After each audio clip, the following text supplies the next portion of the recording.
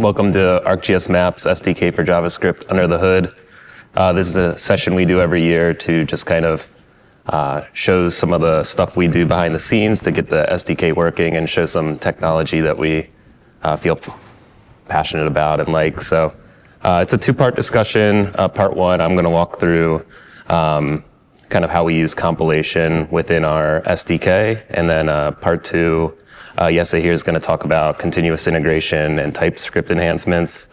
I'm Nick. I'm a developer on the web components team. And yeah, I'm Jesse. I am a development lead for the Maps SDK for JavaScript. I work from the Zurich office, and we are primarily focusing on the 3D capabilities of the Maps SDK.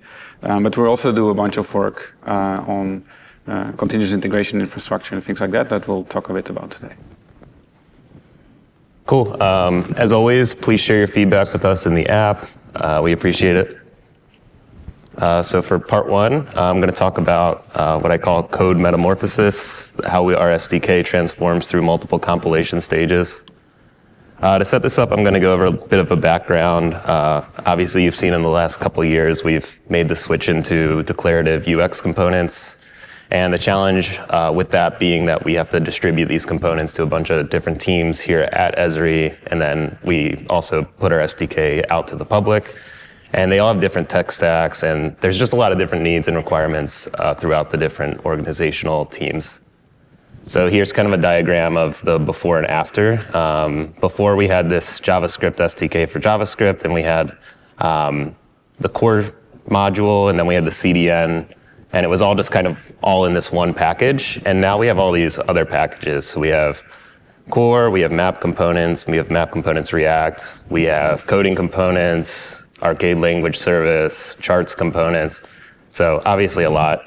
And each one of these boxes, the yellow boxes, represents a different team of individuals that are working on that. And then, we still want to enforce consistency throughout our whole SDK. So we need to somehow work with those teams and give them tooling to output the same level of consistency.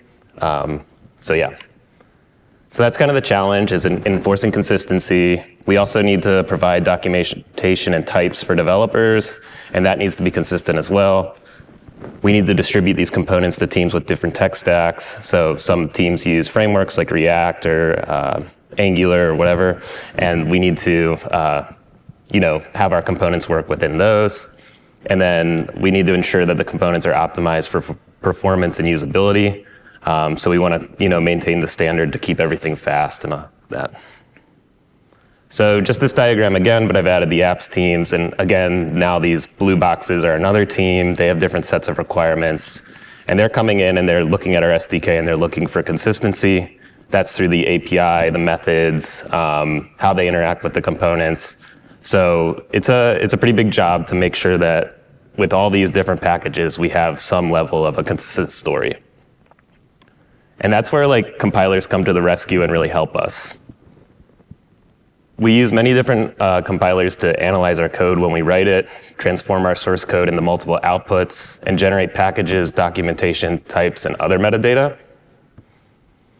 And here's some common compilers that you're probably familiar with at this point. So to analyze, we use things like TypeScript, ESLint, Prettier. They're going to take our code while we're writing it and highlight errors for us as we write it. And then there's a transformation step. So TypeScript's able to transform from TypeScript to JavaScript. React takes JSX code and converts it to JavaScript. There's a tool called Babel that is used throughout a lot of these technologies. There's also Angular. And then there's the bundle side of all this. So Webpack, Rollup, Parcel, ESBuild, those all take the code that we write and package it all together into a smaller bundle that then goes out to our users and is easier to consume on the web. And then we've talked a lot about Vite this week. Vite actually combines a lot of these into a single package that makes it really easy to interact with these technologies without you really need to doing so much configuration.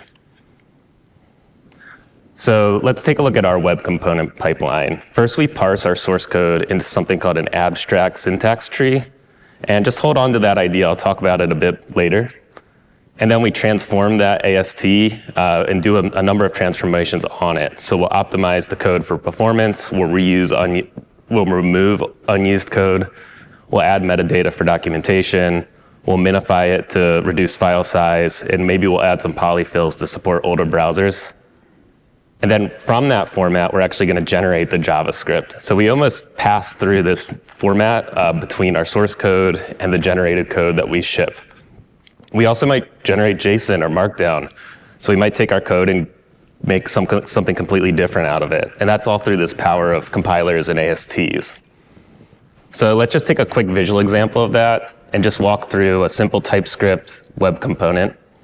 And we'll transform that with JavaScript into JavaScript with the TypeScript compiler, and then transform that into optimized JavaScript with the tool called ESBuild. So here's like a TypeScript web component, and we have a class called word count. It extends the HTML element. We define a property on it called color. It has a type of a string union, blue, green, or yellow. The default value is green. We have a static property called observed attributes, and we put color within that. That's just like a web component's implementation that tells the web component that color is reactive. We have a constructor that calls super, and we have a connected callback that does the heavy lifting of appending the elements to the DOM and adding the word count. Finally, at the bottom, we define the custom element on the page with custom elements.define. So this is TypeScript code, and then the TypeScript compiler is going to transform that into JavaScript. So now you'll see that we're in JavaScript. We've removed the type annotation. We're defining color inside of the constructor now, and we're not adding types to tell what type is possible for color. Our connected callback code looks mostly the same, but now we're doing that static observed attribute call outside of the component, and that's because of just syntax differences between browsers. That's a newer syntax, so TypeScript said, let's be safe and do this outside of the component class. And then we, again, define custom elements on the page. Now, this is JavaScript, and it's ready to go into the browser, and it would work. But to ship it to our users, we would want to minify it and make it the least amount of bytes possible. For that, we use a tool like ESBuild. And that's going to take our code and it's going to minify it, put it all on one line, change variable names, that kind of stuff. And at this point, you can't really read it, but it's just a way to take what we would understand and put it into something that the browser understands better. So the thing that makes all this possible and the data structure we use to do this is a thing called abstract syntax trees, which I mentioned earlier. And I'm going to call them ASTs because it's pretty hard to pronounce. ASTs represent the structure of code in a tree format, and then compilers analyze and transform the code based on this structure. The code is transformed, and then the output is generated based on the AST. And then I have a pretty bad metaphor here, but it's what I came up with when I was making these slides. An AST is like the Rosetta Stone of code. It transforms human-readable syntax into a structured format that a compiler can understand and work with. So again, let's take a look at our simple web component code. Now I've simplified it even more. I removed the connected callback logic. I just wanted it to fit all on one page. Again, we have this custom component called colored text. We have a color, and we set the default to green, and we assign a type. We have our static observed attribute and the constructor. And this is what that would look like in an AST. We have our source file, and then within our source file, we have a class declaration called colored text. And then it has all of its nodes under it, which are its children. And that gives us more information about the class. We know that the class extends HTML element. It has a JS docs that explains the component. It has a property called color with a union of string type literals, either blue, green, or yellow. The initial value is green. We have a static property of observed attributes, which is an array with the value color in it, and again, the method with the super call. So we've taken our code and we've converted it into this tree format, and that makes it really easy to walk and analyze. Here's a tool called AST Explorer, which is just a website that's pretty cool to look at. And I just wanted to show it to you because this is the JSON representation of that code that I just showed. And you'll see how much metadata and information is available within the AST. I mean, it takes 20 lines of code, and it takes 369 lines of code to describe it.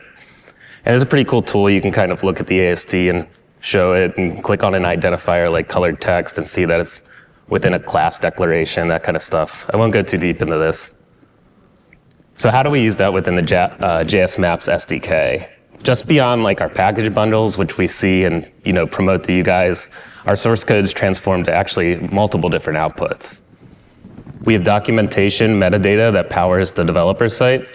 We have types from multiple libraries and frameworks like React, Preact, Stencil, Vanilla.js. So each one of those frameworks handles events slightly differently, and we use the AST to generate those types for those different frameworks. We also create wrapper components for React 18, and that's all done through the compiler systems. We have a CDN optimized bundle that allows for lazy loading of components and hybrid imports. So when you hit our CDN, we load everything, all the components onto the page in the lowest byte size that we can give you. And then when you actually render the HTML tag within the DOM, it's going to pull the rest of that component code into your browser. So that's like a pretty cool thing that we do. And that's only on the CDN. And then we have the ESM bundle, which is going to be more optimized for tree shaking and something that can be bundled into an application that you built yourself. So yeah, I just want to go through like a quick example here. And documentation generation is one that's like pretty easy to understand, I think. So we actually generate our documentation metadata directly from our source code. And we use ASTs to extract type annotations and JS docs comments and output that into a standard format. So there's this standard format called custom elements manifest. And that's like a format that's just like a community standard within web components. And basically that's like a JSON schema. And if we generate our documentation in this JSON schema, we can use that within developer sites, or there's VS Code extensions that understand it. So we're taking our code and we're documenting it into this common format. And so let's look at the expand page on the developer site. You'll see this properties table, and that's actually all generated from the code. And what we do is we take the code and we generate this and we pass it to the developer site. So you'll see we have the properties inside of the properties table, auto collapse, auto display disabled, close on escape. And then we have the types like Boolean, function, string. And again, all that comes from TypeScript and JS docs. And yeah, that's pretty cool. So I'll show you a really quick demo of how we can do that from source code. I'll jump over to Visual Studio Code. And you'll see our component that I've been talking about, the one called colored text extends HTML element. And you'll see it's the same code, so I won't go over it again. And then we have a script where we're going to walk the AST and we're going to generate that manifest file. TypeScript has an API that we can use. And inside of TypeScript, we're just going to create a source file, and we're going to give it the file path to our source. And that's going to create like a AST type data structure that we can use within our code. We create a function called visit, and we're going to pass our source file into that visit function. And then we're going to walk our tree. So we're going to walk through each definition inside of the file. So inside the file, we have a class declaration. We have an expression to define it on the browser. And then we have an export statement called colored text. So each one of those is a node. And we'll walk through that, and we'll see if it's a class declaration. Then we know it's a web component. We'll go into that class declaration and look at its members and see if they have types of, if they're fields or a property declaration. And then we'll add those fields to our custom elements manifest. The same thing with methods. Now, I won't bore you with code, but we can walk through this in more of a tree type structure, and you can see it in more of a diagram. So we start with our source file. We have our tree, which is the AST, and we see the first node within that tree is the expression statement, the one that defines the colored text on the page. We're not interested in that for this documentation, so we're just going to skip over it. We have an export declaration, named exports colored text. In this case, we're not concerned about exports, so we're just going to skip over it. Now we found a class declaration, colored text. That's what we're interested in, so we're going to walk with it, go into the members of that node. We see that it extends HTML element, so we know it's a web component. We have the JS docs that has the component's description on it. Because we're doing this really simply, we're just going to skip over it. We have a property. Now that we've found a property declaration, we're going to go into that. We're going to find its type and its value, and we're going to save that to our custom elements manifest. We have a static property called observed attributes. We're not interested in that, so we skip over it. And again, a method for the constructor and a call super, we'll skip over that as well. So you can kind of see how these compilers work. We start at the source file, we go through each node, and it's really efficient because if we're not interested in a node, we don't have to traverse it all, we just skip over it. We'll go back to my code here, and we'll look at the custom elements JSON that was generated. It's really simple, but we have our schema, we have our declarations, we have our class of colored text and the members. We have a field with the name of color. The default value is green. It has a type, and the types are blue, green, or yellow. So that's pretty simple, and that's basically how we generate the types within our developer website. So what are the benefits from all that? Well, we ensure that documentation's always up to date. Developers go into these files a lot, and they make changes to the types or the JS docs.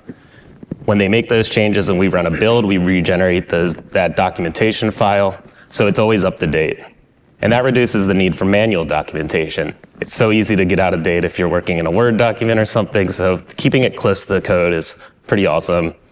It also provides a consistent format for documentation across multiple component packages.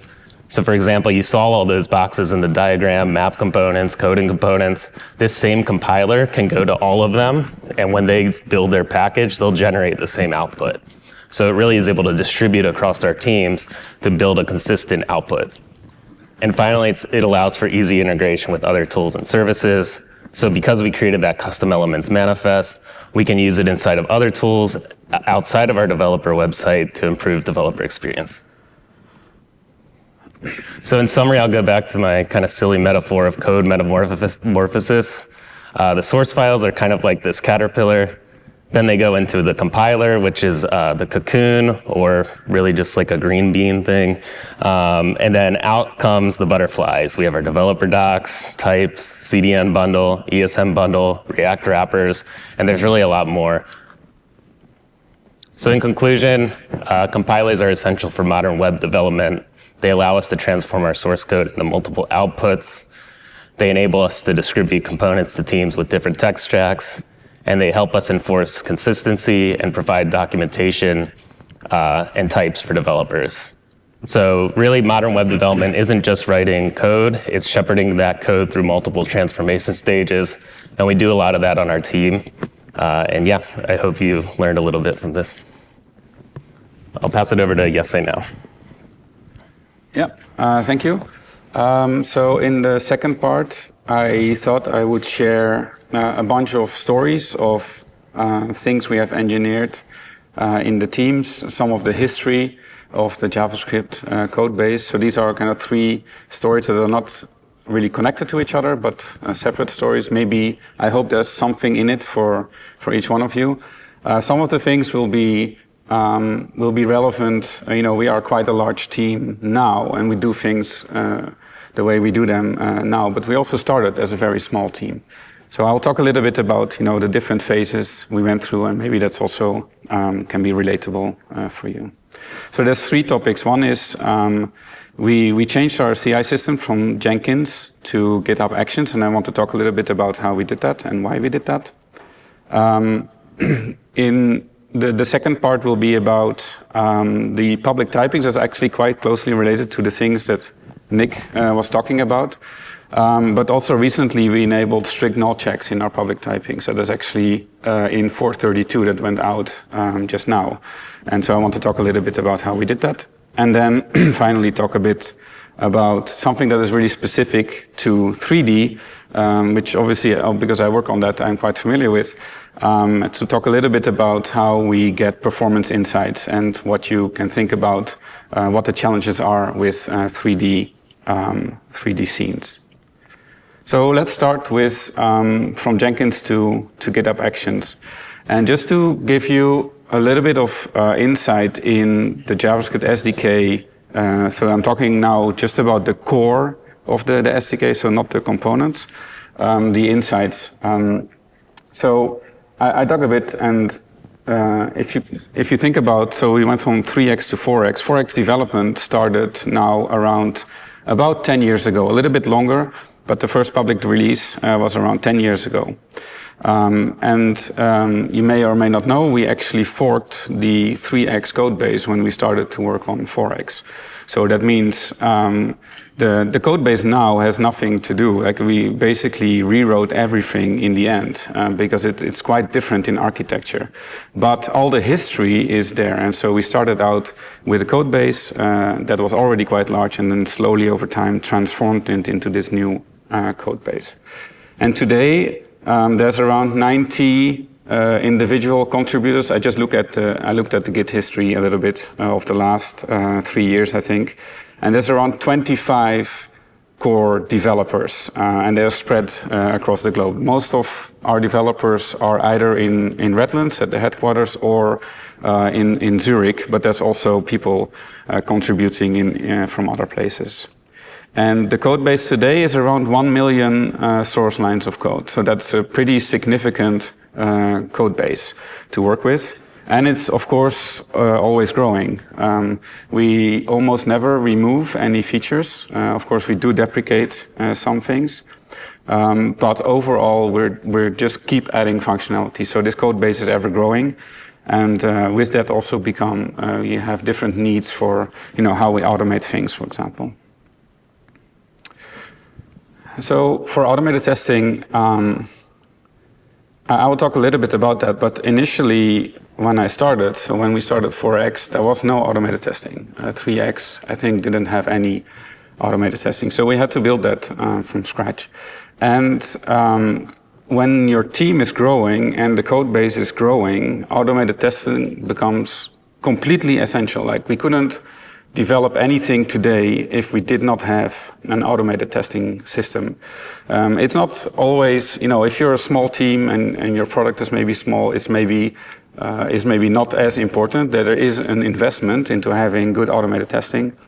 But as soon as your team is growing and the code base becomes large, it's absolutely critical to have any kind of regression testing, for example. It's also development productivity. So when we develop now and we have all these tests running, we are not worried about breaking things anymore, right? The CI will tell us. And this gives a lot of confidence in the development. So the developers aren't scared of doing large refactorings because you can do them. Everything is covered by automated testing.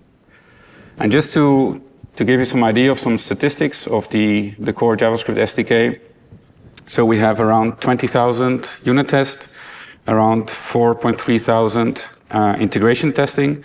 And then what's also very important for us is screenshot testing. Obviously, we are primarily a visual result, both in 2D and in 3D. And we have around 3,500 screenshot tests covering all the functionality. In terms of the CI, I thought maybe it's interesting to mention a little bit how much CI we run. So typically in a day we run around 80 CI jobs, where each job can take between 10 and 20 minutes. I will talk a little bit about what types of testing and jobs we run, but we have peaks from up to 150 jobs a day, and especially leading up to a release, there can be a lot of activity, and so we have to be able to scale that.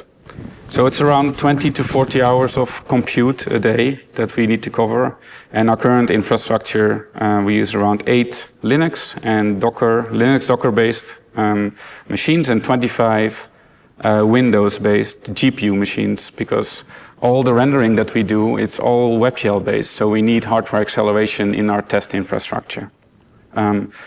And this infrastructure is growing. It has to grow with the needs of the CI. Just to give you a bit of an idea of, I looked a little bit at the history of the size of the code base and the size of the tests. And so this is a comparison in source lines of code. Now you all know that, lines of code is a metric that is, you cannot really, it's a good indication, but obviously one line of code is not the same as another line of code. But it does give a good indication. So you can see, like in 2020, the code base was around almost 600,000 lines of code. And then we have a pretty linear trend actually in code base size increase. So now we are around 1.1 million source lines of code. There's a bit of an uptick in the last month or so. In 2024, the end of 2024. But in general, we are pretty linearly increasing. And in green, you can see here that we're also keeping up with the test code. Actually, we have about a one-to-one relationship between the code base and the amount of test code that we have to cover it. You can see some things happening here in the middle of the graph. I'm not sure actually what happened here. That's something I want to look at, but I think what happened is we committed a large amount of test data, and then we said, well, actually that shouldn't be in the code base, so let's put it somewhere else. And then it dropped down again here. We also did some refactoring, so we use obviously libraries, some packages that we develop ourselves that cover testing as well, and that's not really captured here. But within an order of magnitude, yes, we are, test code is about the same amount as the actual feature code. I wanted to talk a little bit about, when we started, we built our CI system in Zurich, and even though where we are now is quite an professional setup. We are also a small team, like we didn't start out that way. Even if Esri is a large company, and this maybe relates also to your own, when we started, we had to engineer it ourselves, right? So we started out with a small system. We actually still have this in our office. There is what we call the data closet. We have a bunch of servers, and that's where we ran our CI. By now we have transitioned to a data center. It's properly managed. There's DevOps, etc. But in the beginning, we just did that because we wanted testing. The picture here, that's the type of thing that you run into. So the AC in our building went off, and then we had to cool the server. So door open, fans, and this type of stuff. That's just to say that even in the bigger companies like Esri, we are kind of in the same place as smaller companies. You have to sometimes build out your own engineering until you kind of grow large enough that you can professionalize some of the aspects of it. So the original system was based on Jenkins. That was the best system we had out there. So that's 10 years ago. We transitioned from Jenkins 1 to Jenkins 2 to the Blue Ocean UI, etc. The browser-based testing that we did was based on Selenium. So we used Selenium Grid, and we used the intern testing framework from Sitepen. So Sitepen, company behind Dojo as well. So that made a lot of sense for us. We had support and everything. Now, the problem is that the system became very hard to understand, and you're probably familiar with something like that. Like iterate, build it out over time. There's one person that understood how it was actually working, and that person eventually left, and we were like, okay, nobody really understands exactly how it works. So it's hard to maintain. We had a lack of ownership. We also couldn't really scale it very well. It was hard to use, so the team didn't really like the automation, so there was a bit of resentment against it because it wasn't fun to use, right? It was complicated to use, and we lost trust in the system. And this is very important. So if the team doesn't trust the CI, or if the CI is not reliable, then it becomes a burden on the team. So this has to work very well and has to be enjoyable to use, to see it as a value, right? So what we said, okay, that's something that's important to do sometimes, saying, well, actually, are we still doing it the right way? And it sometimes needs a bit of courage to say, well, actually, we should just do it differently and kind of start from scratch. And so we said, okay, make everything as simple as possible again, but of course not simpler. There's inherent complexity to an automation system.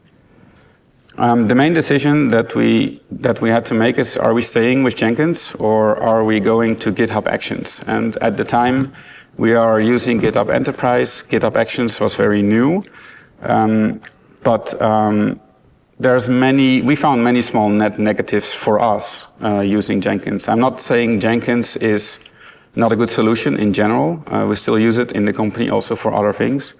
But we struggled a lot with documentation, the maintenance aspects of Jenkins, who is actually building it.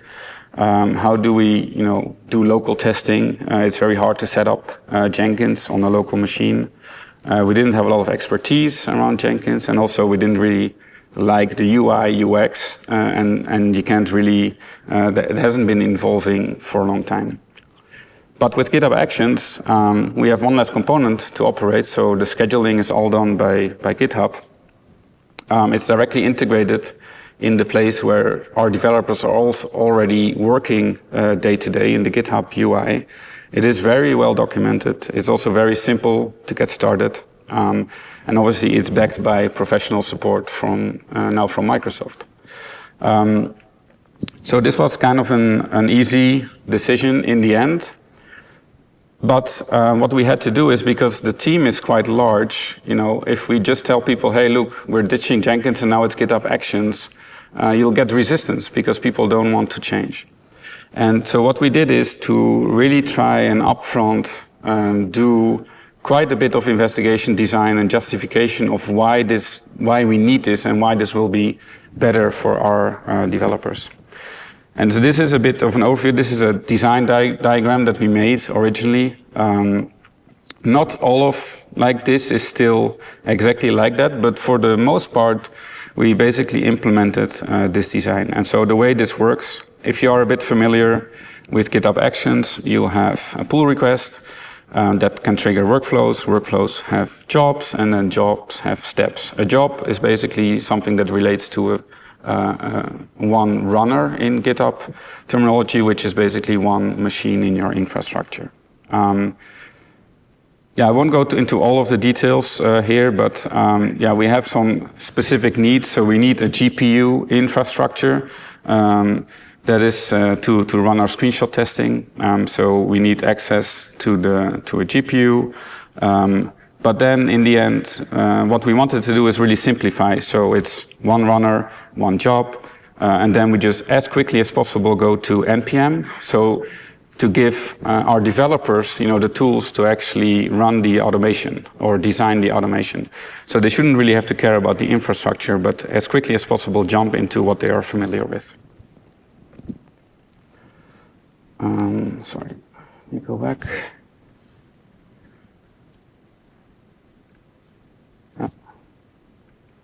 Sorry about that. Just trying to advance the slide. Okay. This is the pipeline design that we did for the GitHub Action. So this is one job now. Let's say a pull request comes in and we want to run all of the CI related to that. So these are the types of things that we do. We type check, the code with TypeScript. We run the linting to make sure, there's no linting errors. We run the actual build to make sure there's, the optimizations that the build does work. We generate the public typings to make sure that the typings work. And then we run all the tests in multiple shards. And I'll talk a little bit about that in a minute. Then we collect all the results and then report that. So the implementation of all of that took us about a year with 2 people, so pretty significant investment. But that's the type of things that you need to do sometimes to keep up to date and make everybody's lives better. So this has had a large impact on the team, a large positive impact, I should say. One of the tricky bits is that by then, when we did this, this infrastructure is critical infrastructure. So if that goes down, nobody can work, right? So there is, like I said, like about 80 contributors around the world. If the system goes down, the whole development stops. So it's very important that this went with zero downtime. And that took quite some time. So decoupling testing code from the framework that we were using, we were switching testing frameworks, decoupling some of the applications, we're using our test infrastructure. Factoring shared functionality into libraries, all that stuff. And that is also something that, sometimes you have to convince, for example, your management that this is a good idea. And that I encourage everybody to do that as much as possible. I mean, you are the engineers, you know what is important. If you don't do this, then you might get stuck in your development. We had to set up the self-hosted runner infrastructure. I won't go into too much detail there. And then migrate all the workflows from Jenkins to GitHub Actions. This is a screenshot. I took that the other day. This is the actual thing that is running in GitHub Actions. So it's quite close to the diagram that I showed before. We have the this build. We have public typings, checks, and then we have the test runs here in this matrix with the sharding. Like I said, in terms of scaling, we hardly remove any features. And so we hardly remove any of the tests as well. And the test set grows with the code base. So it's ever growing. So how do you actually scale that, right, is then the question. So there's a couple of things that you can do. One is obvious, like if you reduce the test runtime, then you can run a bunch more tests in the same amount of time. So we work quite a bit on improving the performance of the testing. For example, it's quite common if you have unstable tests that you say, well, I'll just do a little timeout, right? I wait 5 seconds and then I do the assertion. If you do that and then you have 1,000 times 5 seconds, this all adds up quickly. So we really try to not do that, basically do these timeouts, but actually make reliable tests just by testing, when it's actually done, for example, instead of having timeouts. Obviously, you can add more compute resources. We do that too, but that obviously costs money. So you have to be aware or try to do different things as well. And then the other question we had, well, do we actually need to run all the tests every time, right? So if you think about it, if you only change a small part of the code, why are we running tests for everything? Like, we should actually only run the tests that are relevant. And I want to talk a little bit about that. So we worked on this, and the idea is quite simple. You create a dependency graph of your whole code base. So starting with all the test files, you just trace all the imports and you figure out, okay, this is, the dependency graph. And then you can reverse that dependency graph. So you just reverse all the, edges in your graph. And then you can figure out, okay, if this file changes, what are the tests that are dependent on that? So in this case, this file in blue would have been a changed file in a pull request, let's say, and then we can figure out, okay, we need to run this test file. That is something that is quite common as soon as you grow to a large code base to do something like this. There is also tooling around that that can do that. So we tried this, and then we basically ran the tool, and what we saw is that, well, actually, it's somehow figuring out we still need to run all the tests. And it took us a bit of time to understand why that is, but it has to do with the architecture of the SDK, where everything is highly connected, because we make it very simple for you to load, for example, a very large web scene with different layer types, etc., just by pointing at a portal item in the portal. That means that actually all the code is loaded or is reachable from an entry point like the scene view. Here, I won't go into too much of the details, but what we figured out is that we can decouple the code base by looking at the dynamic imports we have and making them kind of conditional, because we know that if you have a map image layer view 3D, it will only be used if there's a scene view and a map image layer. And by making these kind of conditions in the graph, we could actually make this work. I can show you a little image. So we're also using Grafana. I will talk a little bit about that later, to log things like performance or statistics. And this is today. You can see all these dots on the bottom are pull requests, and you can see from 0 to 100% how much of the test base they are actually running. You can see quite a lot of 100% PRs. That is anything that isn't actually code. We don't know how it would affect the test system. So if you change the package JSON, we decide, okay, we have to run all the tests. But in a lot of the cases, you can see that it's actually running only 20%. Sometimes, well, what's worrying is if it says, well, it's 0% of the test. Basically means there's not enough test coverage. But in general, we're running around 20% of the tests for every PR, which means we have scaled by 5 times the test system. So it has had a very positive impact. So the key takeaways for us, GitHub Actions was a large net positive for the team. If that is an option for you, and maybe you're also thinking, well, is Jenkins still the right solution? I can definitely recommend it. Obviously, you need either to use public GitHub or have an enterprise installation, right, of GitHub. We're doing a lot more automation since we did that transition with a lot less expertise needed. People actually enjoy writing automation now, which is very good. Great and simple tooling are great motivators. So there's no more excuse to say, well, I don't really want to do automation because it's too complicated. No, it's simple now. So people are also very motivated to do it. I said it before, but automated testing for us at this scale, absolutely essential. Like if we don't have this system, we cannot develop. I would also recommend to plan for scaling your test automation. If think ahead how you can scale it so your development team can stay productive. And then last, automated tests are only as good as far as you can trust them. So if your automated tests are unreliable, then your engineers will not trust the system, and then whenever there are test failures, then they will say, well, maybe it's the test system is unstable. I'll just go ahead and merge anyway. And then you have to, go back and find the problems later. So it's very essential that your tests are stable and reliable. The second topic I want to talk a little bit about, and this is more related also to what Nick was talking about, to how we enable strict null typings in our public typings. And again, a little bit of history. So the original code base came from 3x, was all in JavaScript, and TypeScript didn't exist at that time. And so actually, we started gradually adopting TypeScript. This was TypeScript 1.5 or 1.6 in around 2015. So that's also 10 years ago.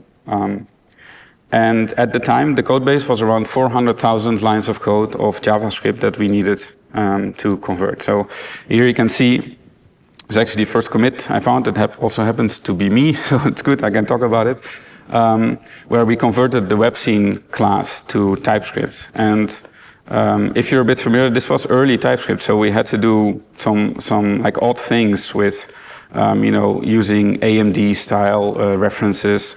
We also had to use kind of these subclass. We didn't have like proper subclassing or inheritance in TypeScript at the time that we could use correctly. So yeah, it was a bunch of work to make that work. But from that point, we could actually gradually start making things in TypeScript.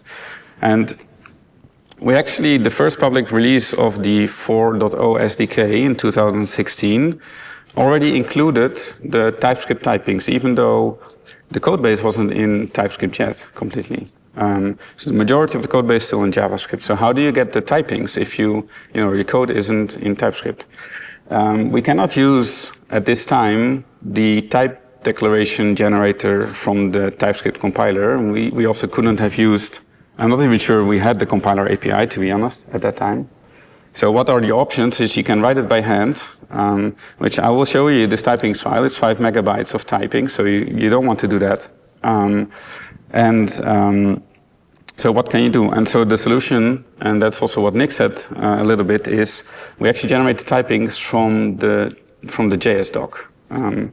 And this is because we didn't have the TypeScript compiler, the things weren't in TypeScript. This is a bit of a different system than what Nick was talking about. So in the components, there's kind of the next evolution of that is to use much more of the TypeScript compiler. And we also want to do that for the core, but that's not how it works today yet.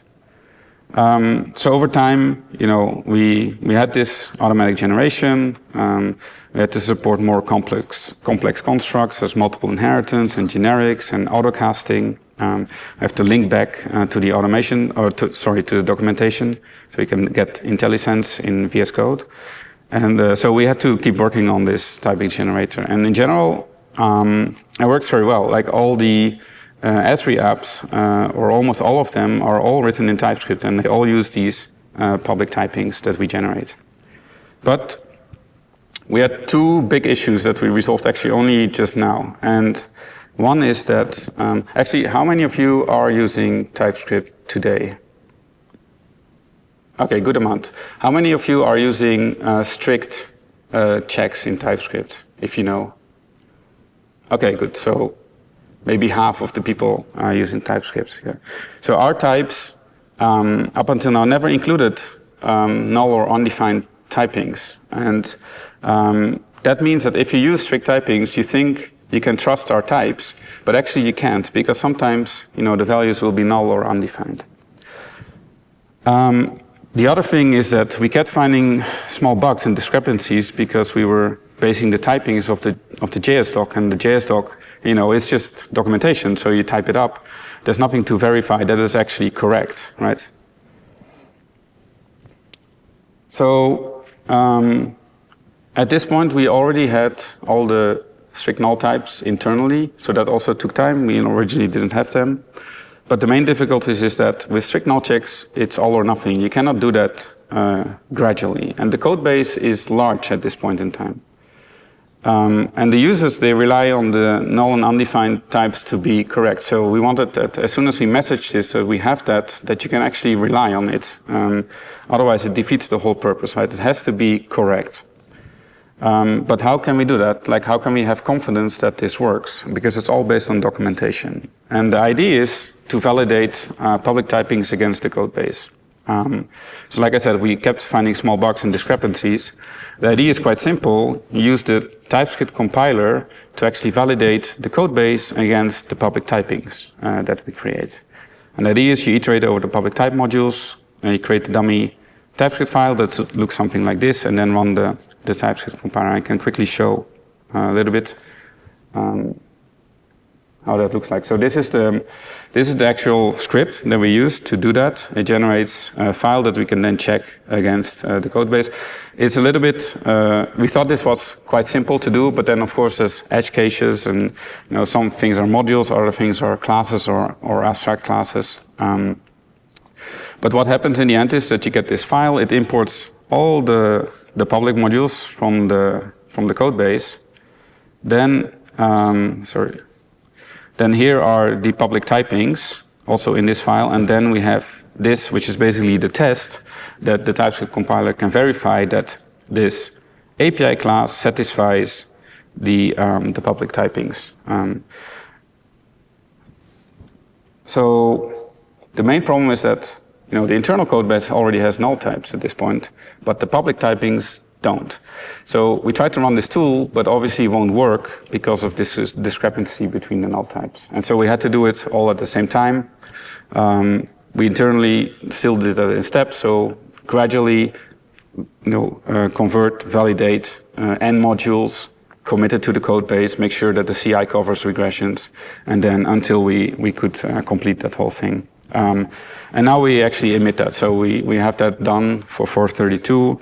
The typings include null and undefined, and everything is actually validated against the code base. So there won't be any regressions.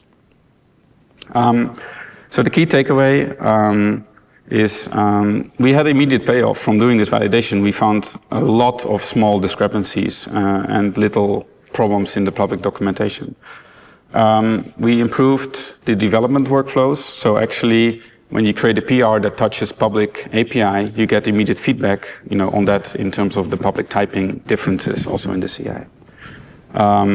And yes, we are fully committed to TypeScript. That is, I think we have talked about that in this conference for a long time. Everybody in Esri basically uses TypeScript, so I highly recommend that. And then for the last part, I wanted to quickly go a little bit into something completely different, but performance insights in 3D. The 3D has a bunch of key challenges. So we often have a lot more data in the view than you have in 2D. Data is also at different scales, right? Something that is close should be higher fidelity than something that is far away. 3D also has a very high expectations, so the web is being compared against the game engines. Like, hey, why are you guys not doing, why do I not get the same visuals? Well, it is a little bit more difficult to do on the web than if you can have access to the raw machine. But we do a lot. So we do shadows, ambient occlusion, physically based lighting, transparency is complicated. We have environment effects like water and weather, clouds. We have high level of detail, photorealistic imagery, and typically also have higher memory demands. And then I want to talk a little bit like what do we actually care about, like as us, like us developing it. There's two main things. One is how much memory are we using? The main thing is you use too much memory, your app crashes. There's nothing you can do about that. And then the other thing is we care a lot about interactive frame rates. It has to run at, let's say, 30 frames per second minimum. Now, all of these things that we want to know are also exactly the things that the browser does not tell us. Like, you can have no information about how much memory you have. There's no information how much memory you're using. There's no information about, what the animation frame budget is. There's no information about what the GPU even is. Is it integrated? Is it dedicated? Etc. So, what do our users care about? And then some things are really universal. Obviously, you don't want your application to crash, so it should never crash. You should never go out of memory. Other things depend on the situation or the audience. So some people really want the high quality visuals. Other people, if you want to do, for example, editing, you care a lot more about interactive frame rates. So the solution to that is just lots of heuristics, to be honest. We try to estimate the memory that we use. We reduce level of details when we reach what we think may be the limits. The memory limits are conservative. They are platform dependent. But like I said, we cannot know how much memory we are allowed to use. The only thing the browser will do is crash. We try to predict render frame times and GPU stalls to avoid frame stutters, schedule more work when the scene is idle, so when you're not navigating, and then less when you're interacting. We're also adapting the render quality. So when you're idle, you actually get higher quality visuals, and you may have seen that in some of the demos. So I wanted to look a little bit at, the tools that we use, and I know we're running a little bit low on time, so I'll go quickly. But one of the things that we do, and this is a scene that we actually use in our performance testing, which I haven't really talked about. One of the things that you can do, there's actually a hidden tool. So this is under the hood, but we use that ourselves, and we can talk about that. But there's actually a hidden button here that you can click. And this gives you information about some of the aspects that I talked about, so the frame rate and also the memory usage and how much memory we think we can use and how much memory we think we are using. So all of these are, of course, estimates. And when I navigate in the scene, you can see that the frame rate, changes. I know this is a bit small, but I can't. Let me try. I don't know if I can zoom this in. Oh yeah, I can. Okay. So you can see the frame rate changing while I navigate. You can also see the memory kind of changing over time here. It looks like, okay, sorry. Okay, yeah. So we do these memory estimates. You can see we're running at quality, at kind of the 100% quality, we call it. If you can also emulate or go into a performance mode where we say, okay, you're actually allowed to use less memory, and we try to run at higher frame rates. What you can see, sorry about these messages. Yeah. So you can see that we are actually reducing quality now. So you can see it's at 20% quality. What that means is we try to reuse the amount of data or the LODs that we're loading. So this can be quite insightful, but obviously only works in the scene viewer. You have this information also from the SDK, it's public API, but then we're thinking, well, actually, what if I'm in, for example, something like this? I'm in a so this is a playground that we have, or in any other app. Now I don't have that tool. It would actually be nice if we could have that information. And so what we have started to build is a DevTools extension. And that is something that I know some of the other teams are also, for components, for example, kind of looking into how we can have DevTools extension that can help us, debug applications. Now, this is not something that is publicly available. That's an internal tool at the moment, but we're thinking, eventually that may be a tool that we provide to our users. And here you get some more information. In this case, this kind of information was showing already. So you get the frame times, you get some more information of how much load we think the frame has, memory usage. But then also, we break down the frame into different aspects. And here, for example, you can see that what is kind of heavy in the scene is these edges that are being rendered. And that's something we are aware of. These are actually not as performant as they could be. But we hope that eventually, if we have this, and you have to be a bit of an expert user, to give you insights into, hey, my scene is slow. Why is that? Oh, it spends a lot of time on these edges. Maybe I turn them off and then get better performance, right? So that's something that we try. We would like to give insights, more insights to our users. And you can see also, if I move around, on the bottom, you see these updates. So that's when it has to maybe fetch more data or do processing, and you can see how much different aspects of the scene are using. And then this works actually in other apps. So this is Experience Builder. We had some reports of this actually doesn't work very well, this scene. And then so we use this tool to look at the things. So one of the things we noticed immediately is this is running on what we call the high profile, which you're allowed to use more memory, but we also just enable all the visual features that we have. And that makes it very heavy. So typically we do not recommend that you do this. So this should be kind of on medium profile ideally. Then we looked at this and we saw that, well, it does do a whole bunch of processing, right, when I navigate, but actually it should be within the 30 frames per second, but it's definitely not. And so then we can look a bit more, okay, so it's probably not something on our side of things rendering, but it's something more in the app. And we figured out that, okay, they are doing something, on navigation that is actually heavy, so it's not on our side of things.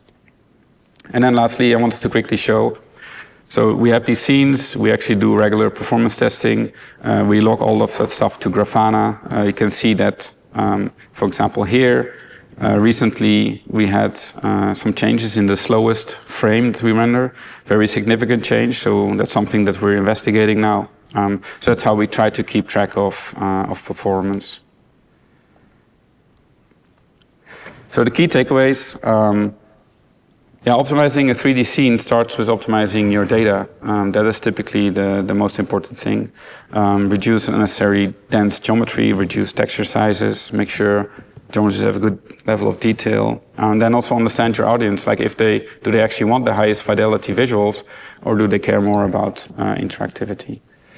And with that, I would like to open it to questions. We also have a live audience, so there can be questions submitted on the system, and we'll also try to answer those. Any questions? Yeah. Have you guys started using AI for code generation? The question is, have we started to use AI for code generation?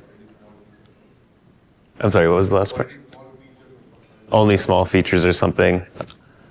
We do use Copilot, but so our developers are able to use it to the best that they are able to use it. But we haven't developed any code generation tools on our own, have we? No, I don't think so. But people use Copilot in VS Code also to help with writing test coverage and things like that. Yeah.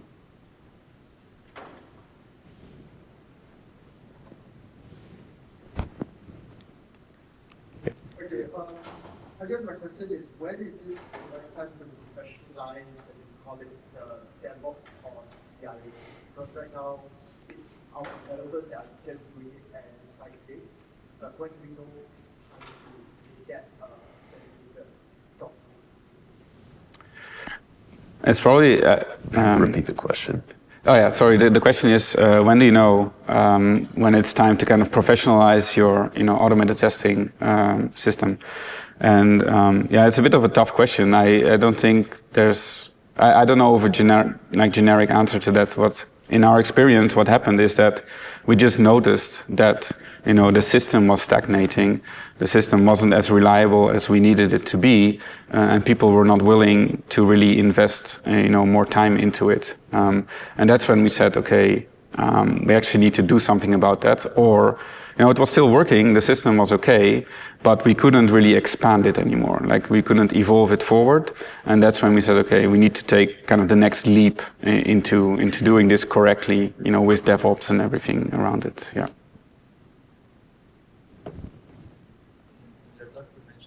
That you had developed, you were developing some internal testing tools. Are those for the ASAP? Because as a developer, sometimes it's hard to write tests that optimum specific things that the API does. So if there's any plan to release them, there will be some testing framework for the Yeah, so the question is if we have any plans around releasing some of the internal tools around testing frameworks that we are using, or maybe even release some kind of testing framework specifically for the core API. We don't have any plans for that. Our general, it's similar to how we didn't really want to commit to any frameworks, for the widgets or for the components. We want people to have the freedom to use their own tools. I think what we could do more is have examples, for example, of how to do the setup. Some of the things you need to know how to do them. Like if you want to do screenshot testing, there's a bunch of aspects to that that we have figured out that we can help with. But I don't think we would release any kind of framework necessarily ourselves. Yeah.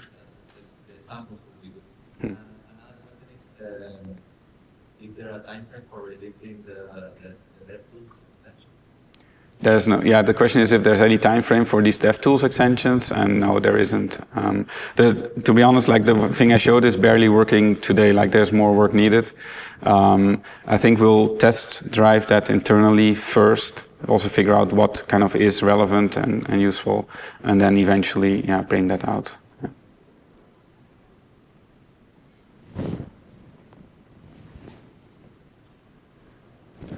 All right. If there's no other questions, otherwise come to us and we can talk about things. But otherwise, thank you very much and enjoy the last day of the conference. Thank you.